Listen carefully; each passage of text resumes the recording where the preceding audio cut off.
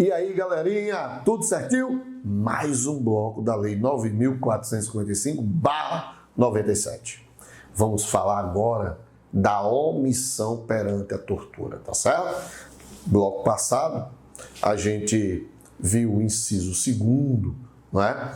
Nós vimos também o inciso 1º, então terminamos o inciso 1º, o inciso 2º, vimos o parágrafo 1º, e agora a gente vai ver a questão da omissão que está lá no parágrafo 2º.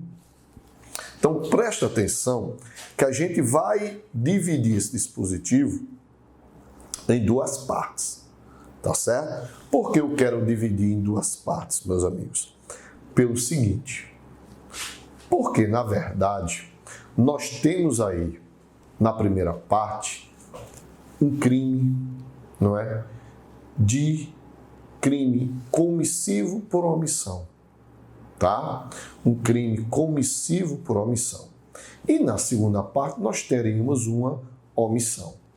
Então, na primeira parte, eu tenho, não é? Um crime comissivo por omissão, que a gente vai ver lá o artigo 13, não é? O artigo 13, parágrafo, eu acho que é o parágrafo 2º do artigo 13.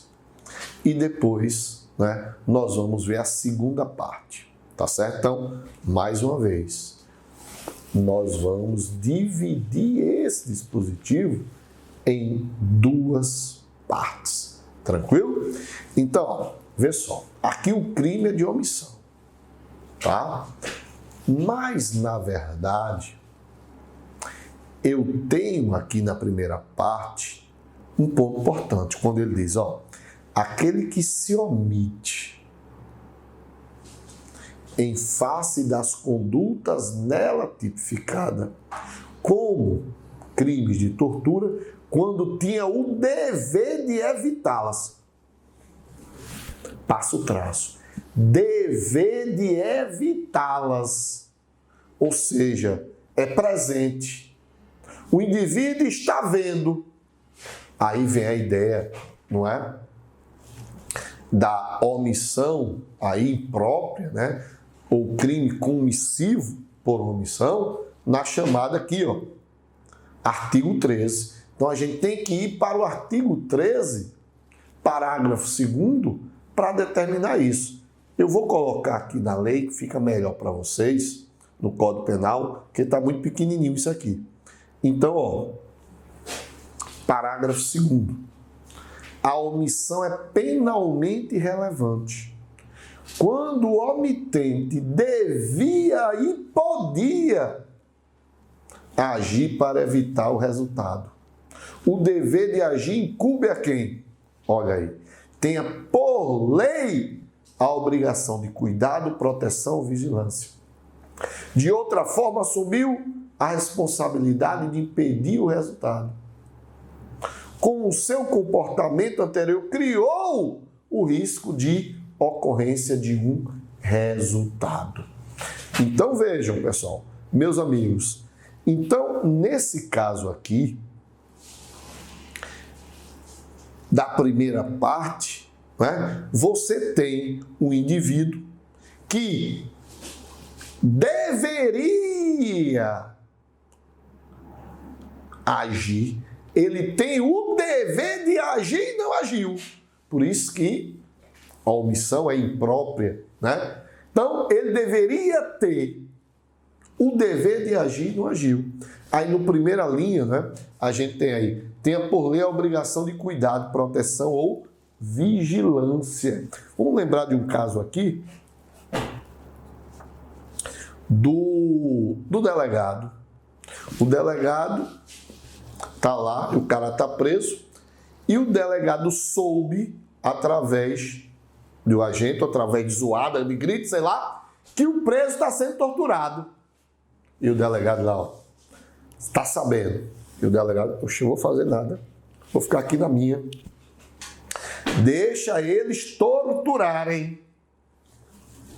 Caracteriza isso aqui. Caracteriza o que, meus amigos? A tortura omissiva. Porque o indivíduo sujeito ativo, que seria o delegado, não é? Que é a autoridade, deveria impedir a consumação do delito e não impediu. Então aqui você tem uma omissão. Você aqui tem uma omissão. E o grande problema desse crime aqui qual é? Quem se omite, a pena é de 1 a 4 anos. Então o delegado, não é? Iria para uma pena de 1 a 4 anos. E os torturadores, que é a tortura por tortura, né? Iria com uma pena de reclusão de 2 a 8 anos. Qual é o problema aqui? Qual é o problema desse dispositivo? É isso aqui, ó. Preste atenção. Artigo 5º da Constituição. Inciso 43. Preste atenção. A lei considerará crimes inafiançáveis e insuscetíveis de graça ou anistia a prática de tortura e tráfico ilícito de entorpecentes, drogas afins, o terrorismo e os definidos como crimes hediondos, por eles respondendo os mandantes, os executores e os que, podendo evitá-los, se omitirem. Ou seja, meu velho, a lei está dizendo que quem se omite, o crime é inafiançável, é insuscetível de graça, indulto e anistia.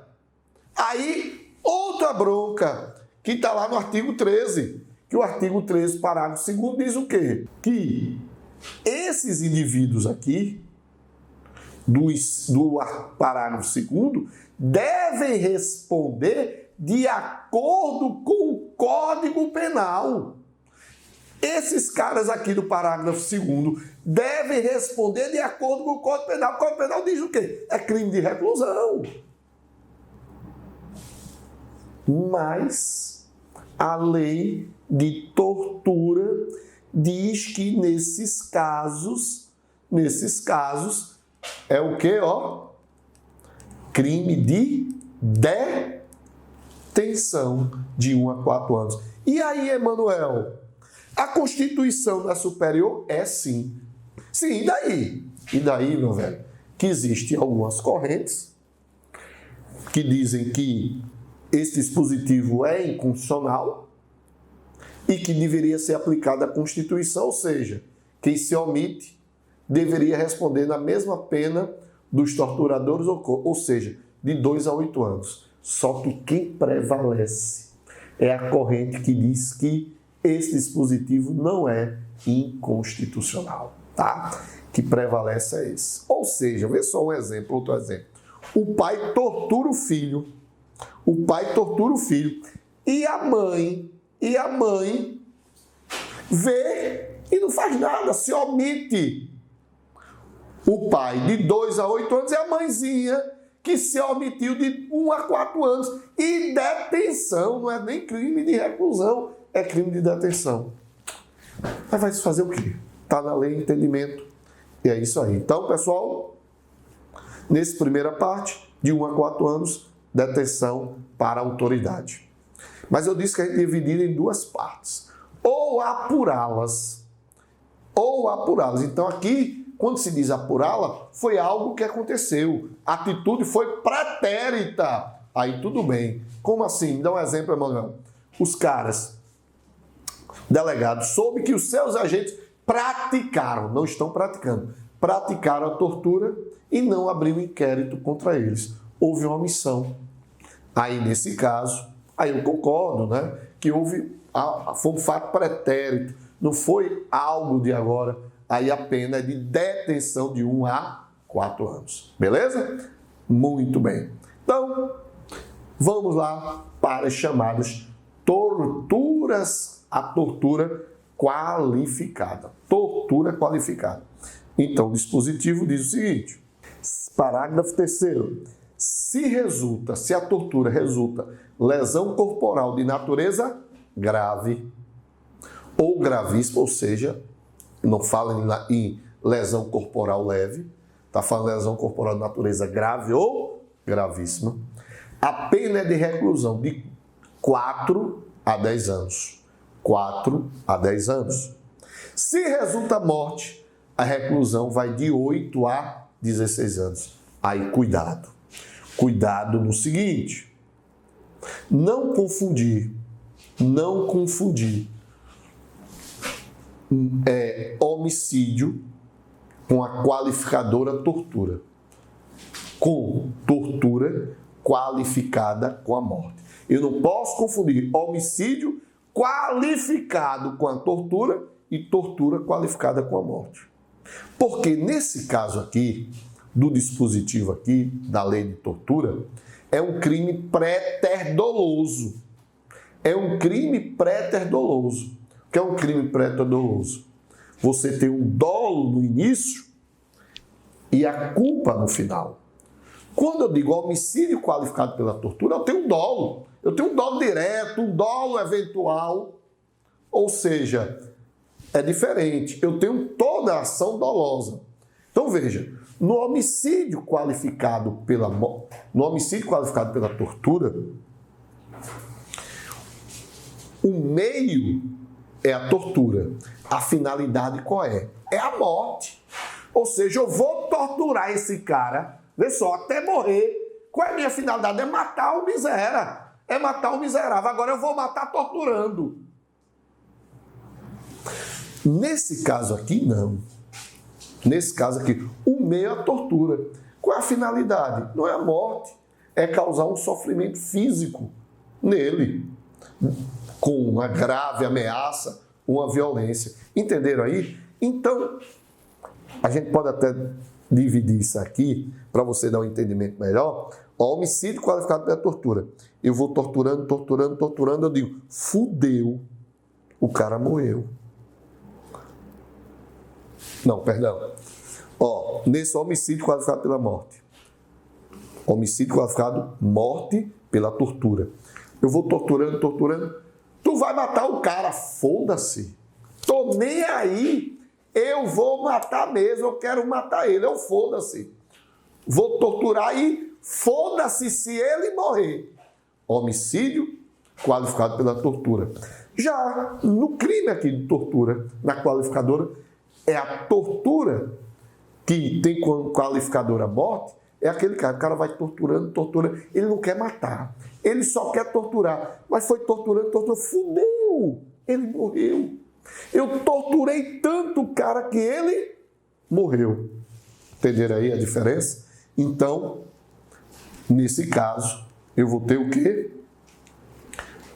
Dois tipos de pena. Quais são as penas?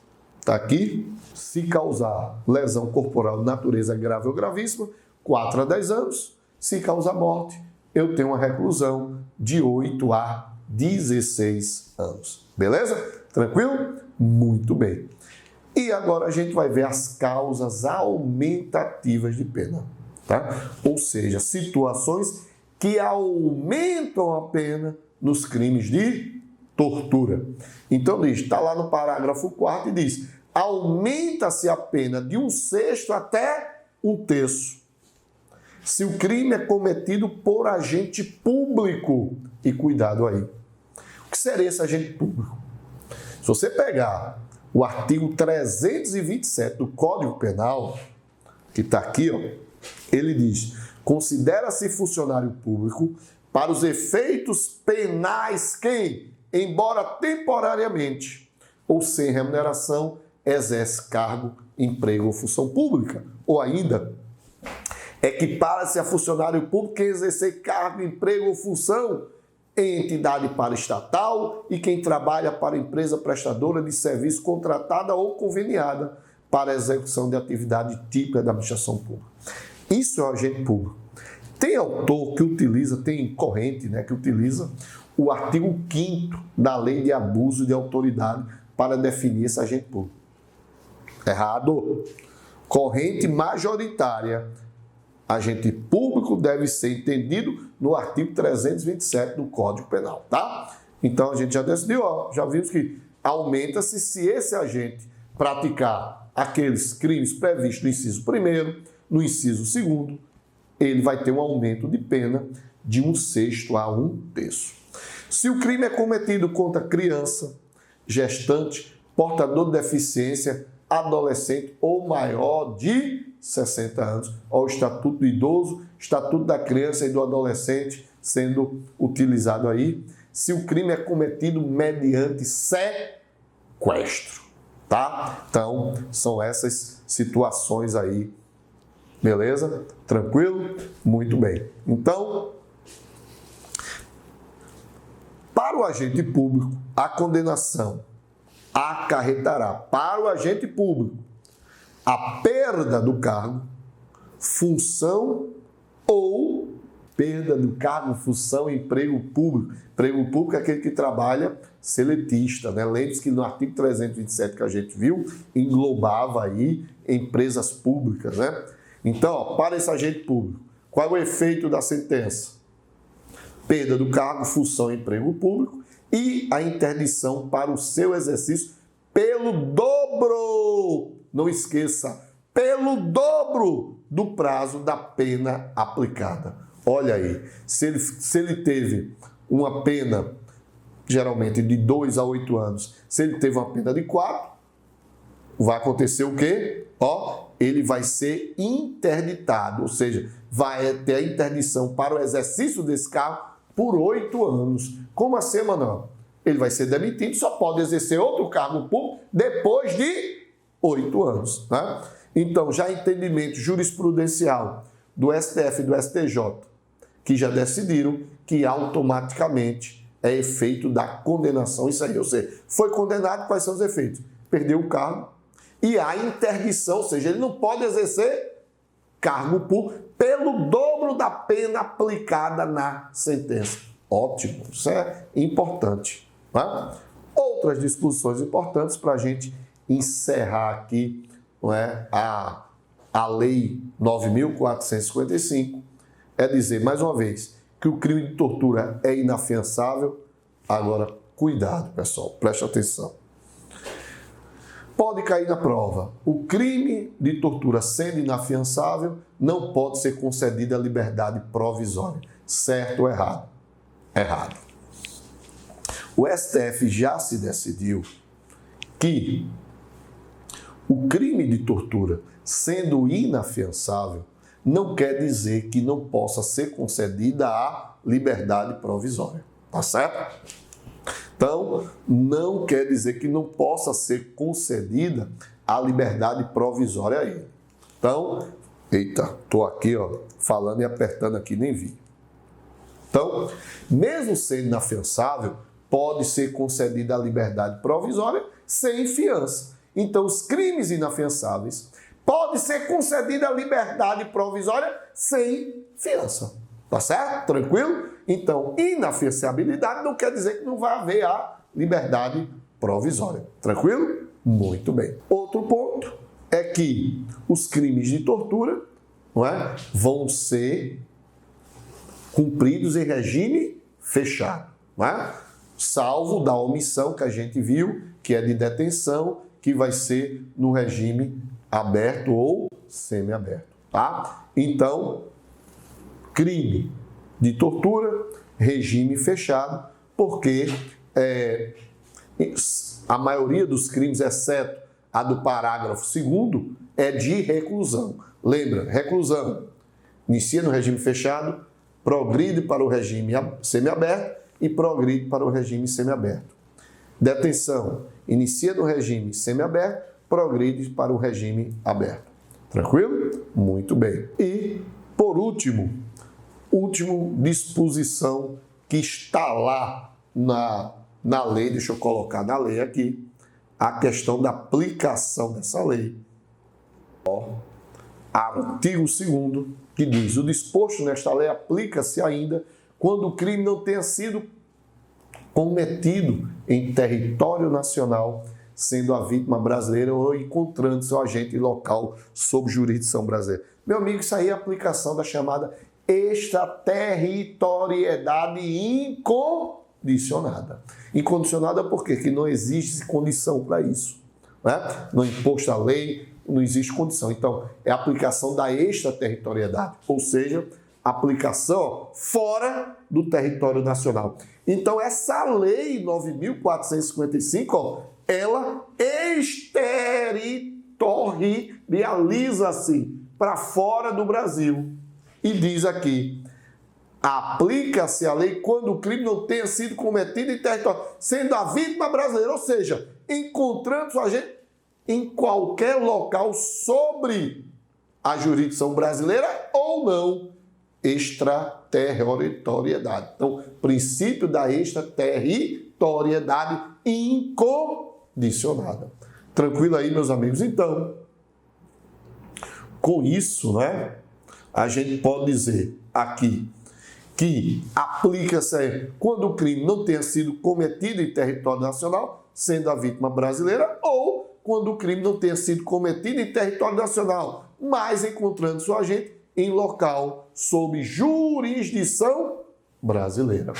Meus amigos, terminamos aí o estudo aí da lei de crimes de tortura. Espero aí que tenham gostado. Daí está aparecendo aí minhas redes sociais aí. Então você aí que está me assistindo, me siga aí nas redes sociais, no Face, no meu Instagram. E pessoal, dê-nos aí uma torcida, não é? Na lei de crimes de tortura, porque aqui o objetivo do nosso curso não é só o nome, estou preparado. O objetivo, a finalidade é que você, nosso aluno, realmente esteja preparado, fazendo jus à nossa plataforma online. Meus amigos, muito obrigado, não é? A todos vocês que assistiram minha aula. Até mais, né? Até um breve aí. E lembre-se que o concurseiro sempre deve ter 3 elementos que são importantes aí para a sua aprovação: fé, foco e força. Valeu? Até mais!